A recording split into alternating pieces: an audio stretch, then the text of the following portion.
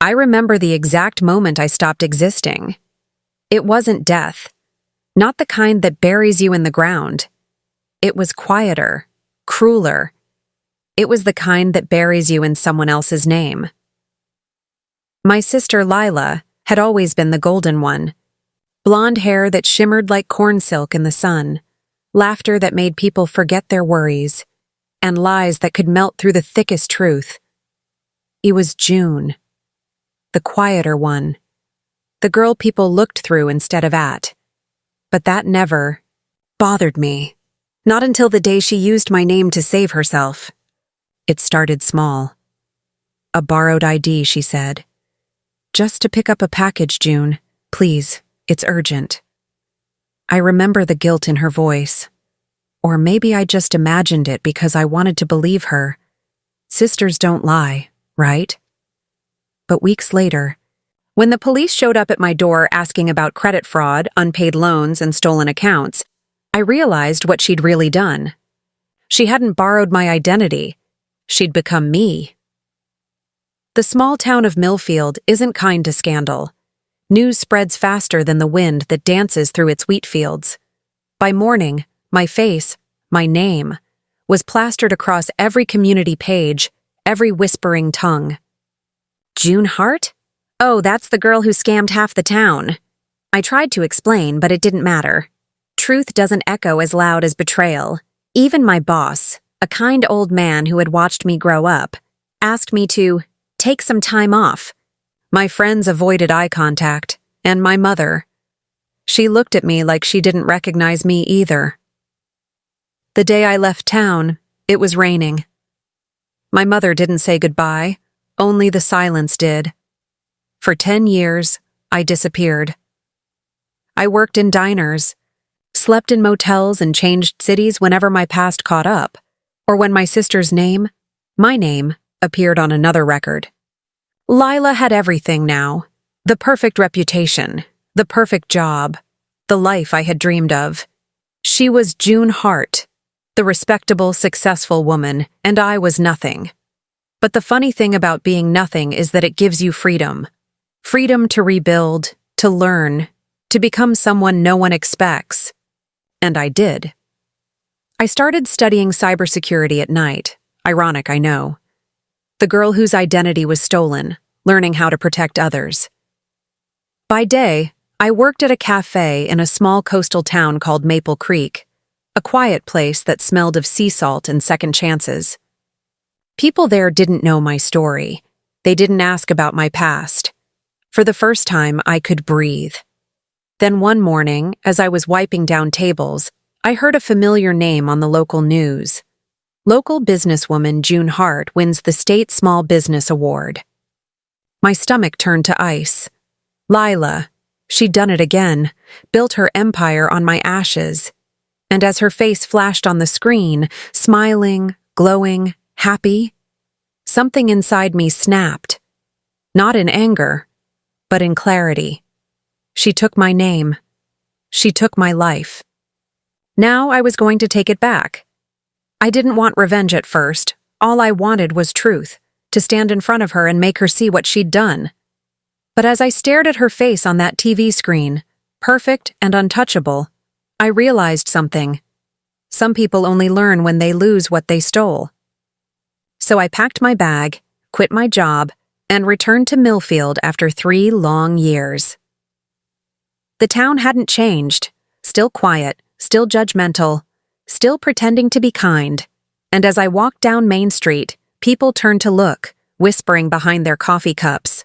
"She's back," I heard someone say. Yes, I thought. I am back. Back to reclaim the life that was mine. Back to meet the sister who killed me, and had no idea I was still alive. They say when you return to your hometown after being broken, the air smells different. But to me, Millfield smelled exactly the same, like betrayal, rain, and lies that never washed away. I parked my car near the Old Town Library, the same place where Lila and I used to play as kids. The bricks were faded, the windows still etched with our initials, J+L. It should have made me nostalgic. It didn't. It just made me angry that I ever shared anything with her, even those letters. I had one suitcase, a fake name, June Ellis this time, and a single goal, to make Lila face what she did. But Millfield didn't forget easily. When I checked into the small inn by the lake, the owner gave me a long look. "You look familiar," she said, squinting. I smiled politely. Common face, I guess. Inside, my heart raced. My old face, my real face, was now attached to a criminal record, fake news articles, and a sister's stolen success.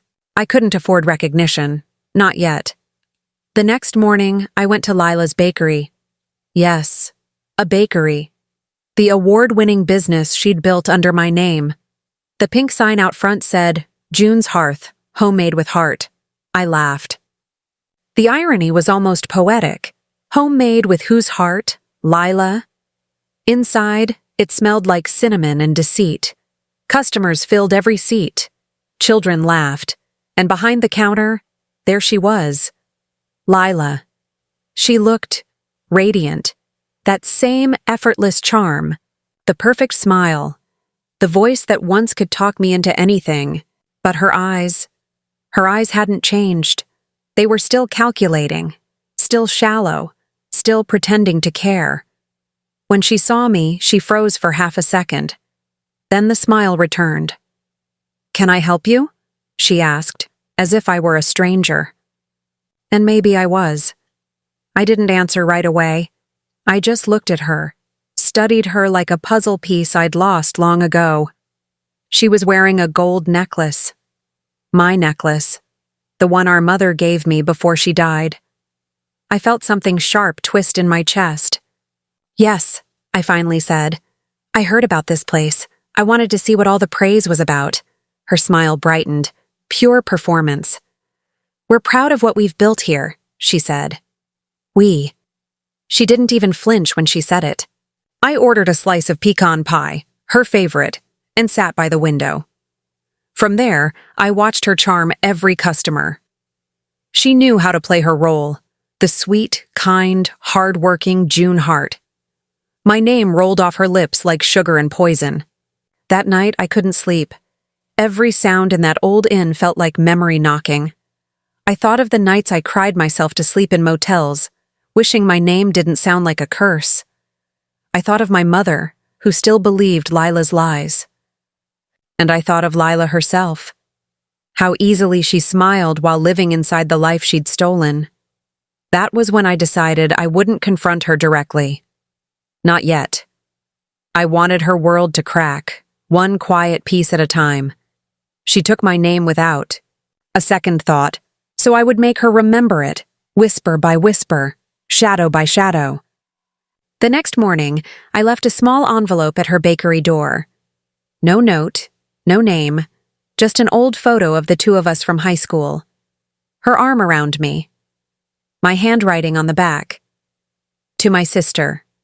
Never forget who I am. I watched from across the street as she found it.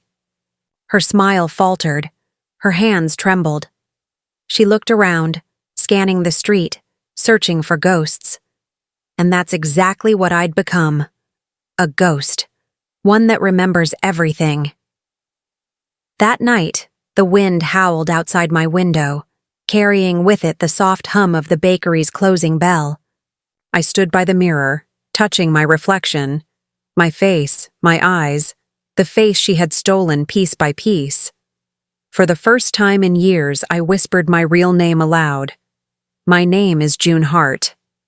The sound of it made me cry, not because it hurt, but because it still belonged to me. They say secrets rot slower in small towns because everyone keeps watering them with kindness. By the end of my first week back in Millfield, I could already smell the decay behind Lila's smile. Every morning I walked past her bakery, pretending to be a regular passerby. She had painted the windows with soft flowers and scripted the word hope in gold. Hope. That was always her favorite disguise. One afternoon, I slipped inside just before closing. The crowd had thinned. Lila was counting the register.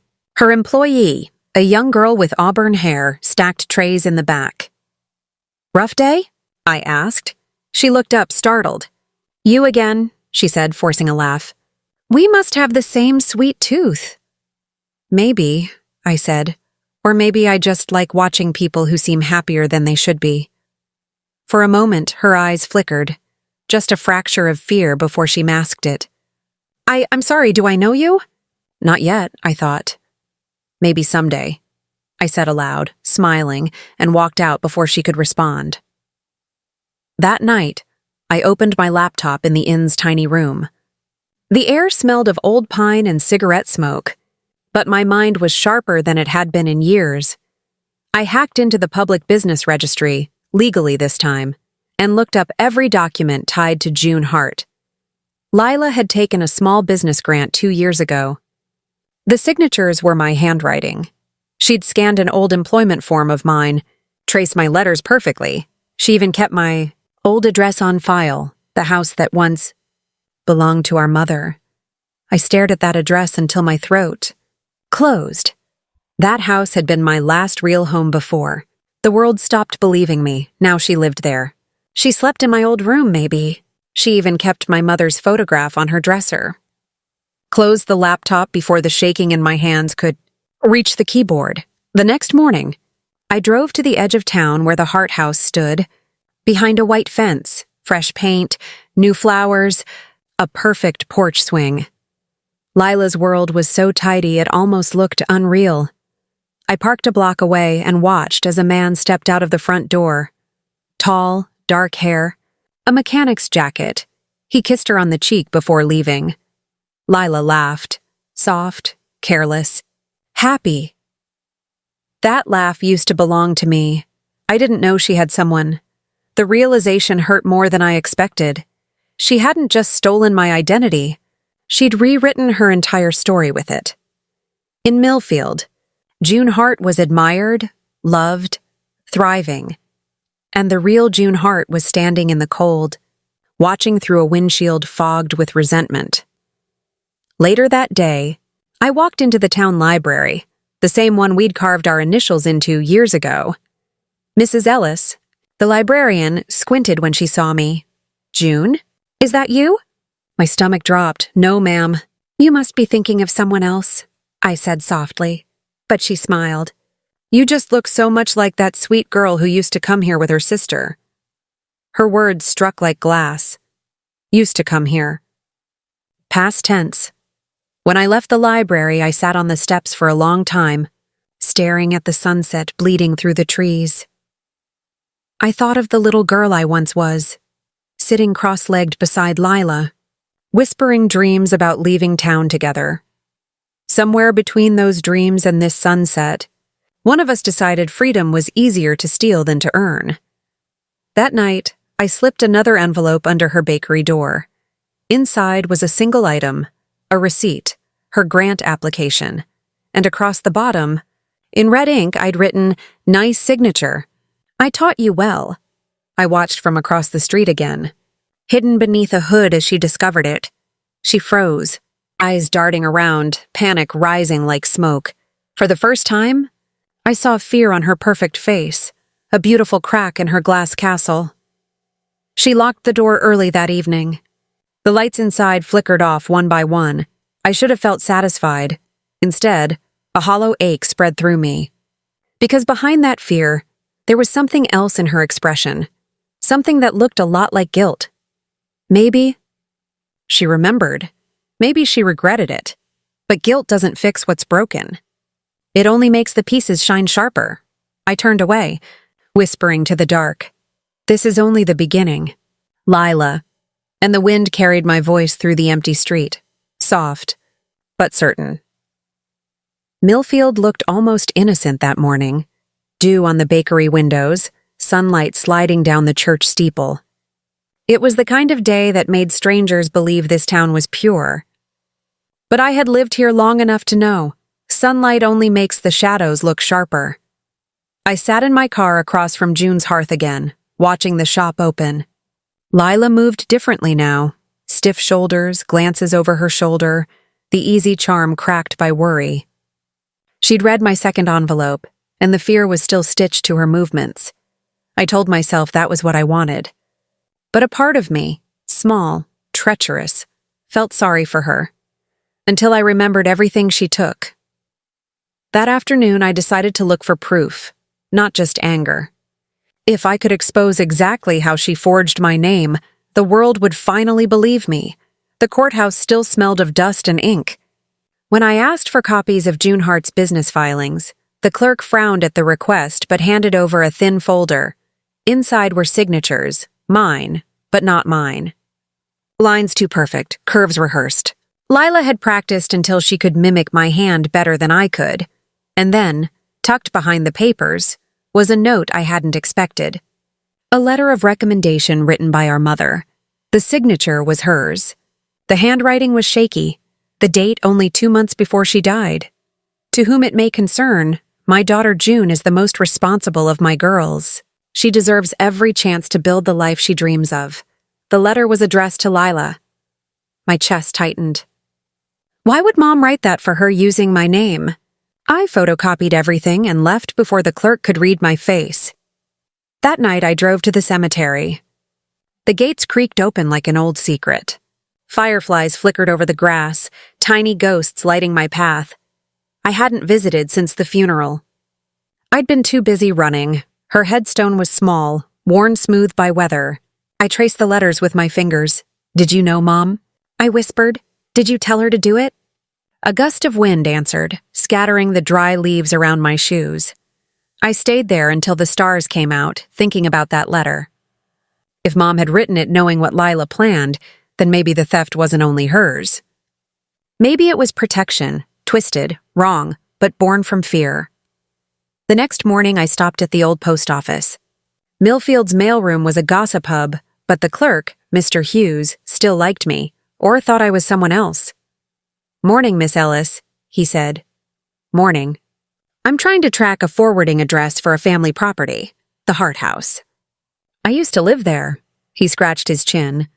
"That place?" There were letters still coming for another June Hart after the mother passed. The sister handled it. Sad story, really. Medical bills, debt, all in the younger girl's name. The older one tried to keep the collectors off her back. My pulse slowed. "Debt?" He nodded. "Yeah, hospital loans, utilities. Whole town thought she did something noble taking that burden. But later there was talk she used the other girl's credit instead." I thanked him and walked out, the air heavy around me. Debt. Medical bills. Maybe Mom had left more behind than memories. Maybe Lila had taken my name not just for greed, but to shield me. Or to shield herself from what she couldn't pay. The line between mercy and theft blurred until I couldn't tell which side of it she stood on. That evening I stood outside the bakery again. Through the glass, Lila was closing the register, her face pale in the glow of the lamps. I knocked lightly. She looked up, startled, then came to the door. "We're closed," she said. "I know," I replied. "I just wanted a minute." Her eyes searched my face. "Have we met?" I held her gaze. "Once. A long time ago." Something flickered behind her calm. Recognition, maybe guilt. "Your pie," she said quickly, forcing a smile. "Come by tomorrow. It'll be on the house." When she locked the door, her reflection stayed in the glass a little too long, as if she didn't want to turn away from me. I walked back to my car, the folder of documents on the passenger seat. For the first time, I wasn't sure what kind of ending I wanted anymore. Revenge or truth? They used to feel like the same thing. As I started the engine, I whispered to the empty street, "Tell me, Lila, what did you think you were saving?" The wind carried the question toward the bakery windows, and for a heartbeat I swore I saw her flinch. Sleep didn't come that night. It never does when the past knocks louder than the wind. I kept seeing him, the man I'd watched leaving Lila's porch 2 nights ago. His stride had been careful, like someone used to sneaking away unseen. At first I'd thought he was just another customer, but the way she'd touched his arm, gentle, apologetic. It wasn't business. It was something buried deeper. By morning, Curiosity had hardened into purpose. I wasn't leaving Millfield until I knew who he was. The diner was the town's heartbeat, always pulsing with rumors. If you wanted to learn someone's secrets, you didn't need a detective, just a cup of coffee and time. I took the corner booth, pretending to scroll through my phone while my ears stayed open. It didn't take long. "That guy from the insurance office again," one woman was saying between sips. "Lila always meets him after closing. Sweet Thing's been helping with her mother's old debts. Took 'em on herself, I heard. Insurance. Debts. So it was true. She'd been drowning in numbers with my name written across every one of them." I looked up just in time to see him walk in. Gray suit, end-of-day fatigue on his face, a kind of weariness that money can't fix. He greeted the waitress by name, Ellen, and ordered black coffee like it was medicine. Then he saw me. Just a glance, but something flickered behind his eyes, like he recognized me from a dream he didn't want to remember. I didn't look away. He left after 10 minutes. I followed. He turned down Maple Street, heading for the parking lot behind the post office. When he heard my footsteps, he stopped.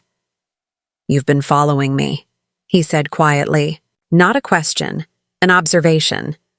I stopped a few feet away. "You were at Lila Hart's house." He studied me, his brow furrowing. "You're her sister, aren't you?" The words hit like a thrown stone. "She told you about me?" He nodded slowly. "Enough to know you wouldn't be here for friendly reasons." For a long moment, the only sound was the buzz of the streetlight overhead. "She stole my identity," I said finally, my voice trembling with all the years I'd swallowed down. "She opened accounts in my name. She ruined everything I built. Why are you helping her?" He exhaled, long and heavy. "You really don't know, do you?" "Know what?" He looked away, toward the quiet outline of the bakery down the street. "Your mother was sick longer than anyone realized. The hospital wanted repayment for her treatment. Lila tried to keep it hidden from you. Said you had your own life to live. She thought she could fix it before it touched you. But the bills just kept coming." She panicked. "Used your name because she thought she'd pay it back before you ever found out." I blinked. "That's your story?" I asked, my voice sharp. "That she saved me by destroying my credit? My career? My name?" He stepped closer. "I'm not excusing her. I'm telling you the part she never could. She's been paying those debts ever since. Every pie she bakes, every dollar she saves, it all goes to your name. She's been cleaning up the mess she made." Something inside me twisted, part disbelief, part grief, part something too raw to name. "Then why didn't she just tell me?" He met my eyes, and in that look, I saw an ache that wasn't his own. "Because she thought you'd hate her forever if you knew." I turned away before he could see the tears burn through my anger. The street felt smaller suddenly, like the town itself was closing in on the truth I'd spent years chasing. That night, I parked outside her house again. The lights were still on. Through the window, I saw her sitting alone at the kitchen table, a stack of unpaid bills spread before her like confessions. Her shoulders shook once. A small, silent sob, before she reached for a pen and began writing in that same practiced hand that used to be mine. I didn't knock. Not yet. Instead, I whispered to the night, "Tomorrow, because if I faced her now, my anger might drown the truth before I could hear it. I needed one more night to decide whether I'd come for revenge or forgiveness." Morning came slow, heavy with rain. Millfield always looked honest in the rain, like the sky was washing away its lies. I sat in my car across from the little house, windshield wipers ticking like a nervous heartbeat. Today wasn't about shadows or watching from a distance. Today was the day I faced her. The storm had stripped every excuse I had left. I walked up the cracked path to her porch. The scent of apple and cinnamon still drifted through the screen door. For years I'd imagined this moment, what I'd say, what she'd look like when she saw me again. But when I finally knocked, all that came out of me was a trembling breath. The door opened halfway, and there she was. Lila. Older, thinner, her face softer than I remembered. Her hair, once gold and loud, was tucked behind her ears, streaked with gray that made her look fragile. Or maybe just real. For a second, her eyes didn't recognize me. Then they did. "June," she whispered. My name sounded strange in her mouth, like she'd rehearsed it alone for years. "I guess you remember me after all," I said. She didn't move, just stared. "I thought you were gone?" I finished. "Yeah, I was. You made sure of that." Her face fell. "Please, come inside." Every part of me screamed no, but my feet betrayed me, carrying me over the threshold and into the house that should have been mine. It was small, worn, and full of quiet ghosts. Pictures lined the mantel, her with townspeople, her at charity drives, her smiling in a life she'd stolen. Then, between them, I saw one photo that didn't belong to her. Me and Mom. Taken years ago, the edges frayed but clean, as if she'd kept it safe. That hurt more than anything else. We sat at the kitchen table. Between us lay a mug of untouched coffee, steam curling upward like a ghost that didn't know where to go. "I know what you think," she said softly. "You don't," I snapped. "You think you do? But you don't?" She nodded, accepting the anger like a punishment she knew she'd earned. "Then tell me," she said. "Tell me what you think I did." I leaned forward. "You forged my name. You stole my identity. You watched my life collapse while you built this." I gestured at the bakery logo on her apron, using my name, my credit, my everything. "You didn't just take money. Lila, you took me." She flinched, and when she spoke, her voice broke. "I didn't do it to hurt you. June, I did it to save you." I laughed, a short, cracked sound. "Save me? You destroyed me." Her hands trembled as she reached into a drawer and pulled out a small envelope. Inside was a photo, Mom in her hospital bed holding Lila's hand. "She made me promise," Lila said quietly. "She didn't want you to know how bad it was. You'd already left for that job in Denver, remember? She said she couldn't let you give up your future for her. So she made me promise to take care of it all. The bills, the house, everything. But after she died, I couldn't keep up. They started coming for the payments, threatening to ruin her memory. I panicked. I shook my head, tears burning my eyes. "So you thought the best way to protect me was to become me?" Her lips quivered. It wasn't supposed to last. I told myself I'd fix it, pay it all off, and then tell you. But the lie kept growing. I couldn't stop it. The rain hit harder outside. Drumming against the window like a warning, for a moment, I saw her not as the villain I'd painted in my mind, but as the broken sister who stood alone in a collapsing house, trying to hold up a dying mother's promise. Still, the ache inside me didn't fade. "You ruined my credit, my reputation. You left me nothing," she nodded slowly. "I know, I never asked forgiveness. I just wanted to give something back." I frowned. "What do you mean?" She slid a folded paper across the table. A check. The number at the bottom made my breath catch. Every debt, repaid. "With interest. I've been saving for years," she whispered. "The bakery, the donations, everything. It was all for this. To make you whole again." The house fell silent except for the rain. My anger and my grief twisted together until I couldn't tell one from the other. I picked up the check, my fingers shaking. "Do you really think money fixes this?" "No," she said softly. "But maybe forgiveness can." I looked into her eyes, the same eyes that used to watch me sleep when storms scared me as a kid. And for the first time in years, I saw her not as a thief, but as a sister who'd been lost in her own guilt longer than I'd been lost in my pain. I stood slowly, tucking the check back toward her. "Keep it," I said. "Pay yourself back first." She blinked, confused. "June, I came here for revenge," I said, voice shaking. "But maybe what we both need is peace." Her tears fell then, silent and trembling. I reached for her hand, and for the first time in forever, we didn't pull away. Outside, the rain softened, almost like the town itself had exhaled. I didn't sleep that night. Forgiveness doesn't come with sleep. It comes with silence. the kind that stretches long after the storm ends. The rain had stopped by midnight. I sat on the porch of my motel, watching the empty road shimmer under streetlights. Every sound felt sharper, the hum of crickets, the slow drip of water from the gutter, the quiet pulse of a town that had no idea two sisters had just undone years of hate. I should have felt lighter. I didn't. Forgiveness isn't wings. It's weight, softer than anger, but heavier to carry. At dawn, I drove to the bakery.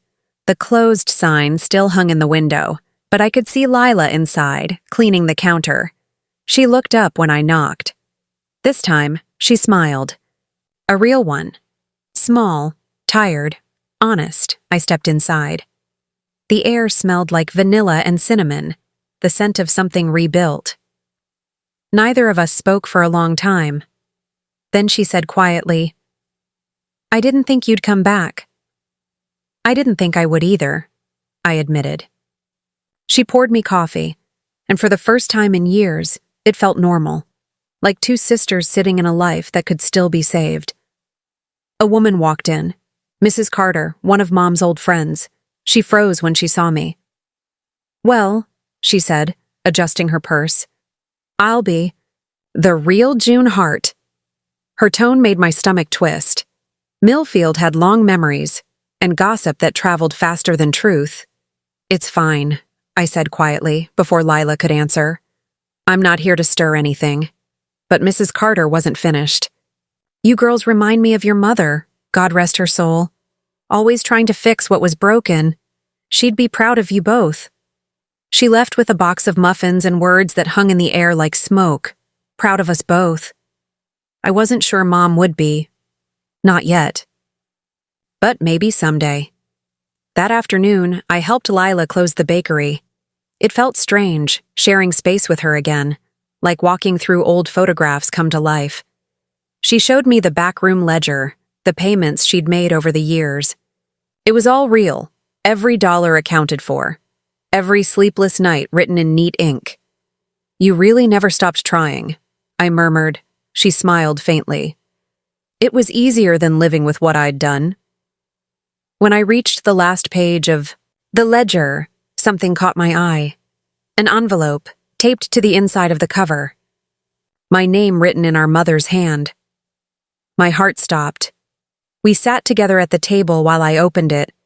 Inside was a folded note, yellowed with time. "My girls, if you're reading this, it means I'm gone, and the truth between you has turned to hurt.